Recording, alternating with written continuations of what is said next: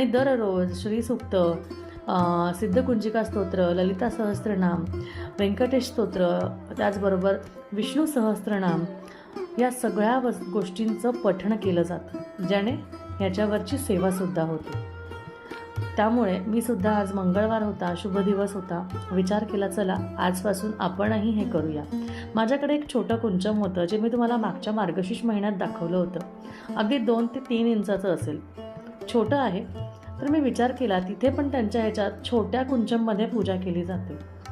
तर जेवढी जास्त असं त्याला मोठं छोटं असं काही नसतं, पण माझ्याकडे होतं तर मी माझ्या देवघरात बसेल अशा प्रकारे ह्या कुंचमचा म्हणजे असं मला वाटलं की नक्कीच देवी आईने हे कुंचम माझ्यासाठी म्हणजे देवघरात भरून ठेवावं म्हणून तिने माझ्याकडे हे पाठवलं.